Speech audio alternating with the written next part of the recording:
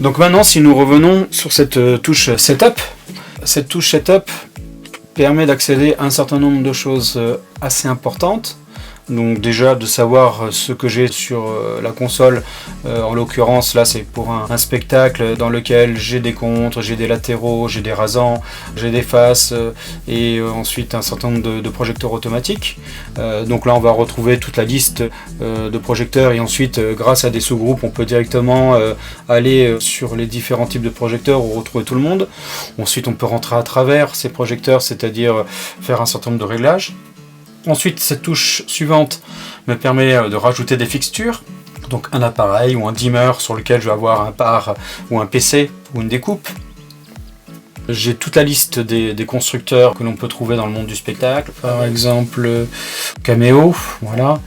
Je vais sur un projecteur, on voit tout de suite les différents modes qui me sont proposés, donc quel que soit le type de projecteur.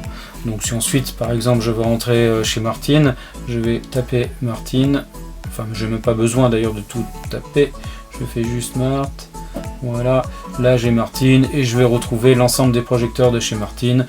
Allons sur un Max 700 profil, voilà, donc j'ai le mode 23 channel ou le mode 31 channel. Ensuite le mode Saved, donc là ça permet, si je rentre une clé USB, de pouvoir je vais ressortir de ça, je vais revenir, voilà, donc là il a trouvé ma clé USB. Donc si je veux sauvegarder par exemple ce spectacle là, voilà, donc là je vais changer juste l'état, donc j'étais sur la sauvegarde 11, je vais aller sur la sauvegarde 12 par exemple, je fais OK, voilà, et je fais Saved, et l'enregistrement de tout ce que j'ai pu faire a été fait. Donc sachant que ensuite je peux enregistrer uniquement que les réglages, que les palettes et les réglages, ou le show dans sa totalité avec les adresses DMX.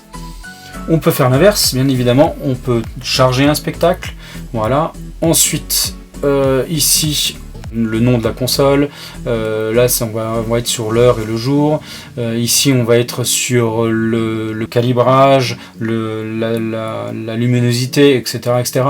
Ensuite l'enregistrement et les mises à jour, donc les fenêtres, où est-ce qu'elles vont s'afficher, est-ce qu'elles vont s'afficher que sur l'écran interne ou sur l'écran externe ou sur les deux, voilà, donc ça c'est quelque chose qui peut être assez intéressant. D'ailleurs je vais modifier ce réglage, voilà. Par défaut, qu'est-ce que je désire en termes de fondu, ainsi que les réglages sur les listes de lecture ou sur les boutons d'utilisateur. Ensuite, l'accès aux univers, donc que ce soit ArtNet, que ce soit au niveau même de tout ce qui est réglage capture ou tout ce qui est RDM, et ainsi de suite. Et donc là, j'ai possibilité au niveau des 4 univers DMX ou des 16 si j'achète les options, de pouvoir les répartir à travers 64 univers, c'est-à-dire que si plusieurs consoles sont reliées les unes et les autres sur un même réseau, à ce moment-là cette console pourrait très bien gérer l'univers de 1 à 4 et ainsi de suite. Les possibilités sont un petit peu illimitées. Ensuite, ça c'est pour le travail avec des applications extérieures, donc iOS ou Android. Ici donc on a tout ce qui peut déclencher par le biais d'un timecode ou donc d'un contrôle du show. Voilà, ça peut être ensuite les options d'effacement, où là c'est pareil, j'ai différentes possibilités, je peux tout effacer, ou uniquement les palettes de couleurs, ou uniquement les groupes, ou uniquement juste les listes de playback. Voilà, ça peut être intéressant dans le cas où une même installation va jouer pour plusieurs spectacles et qu'une fois le spectacle fini, je n'ai pas besoin de regarder les cues ni comment dire, les playlists, les playbacks pardon. Donc à ce moment-là, hop, j'efface tout. Et ensuite donc les mises à jour pour rajouter des univers, donc pour aller vers 4, 5, 6, 7, 8, 9, 10 univers. Voilà. Et ensuite on ressort de ce menu directement.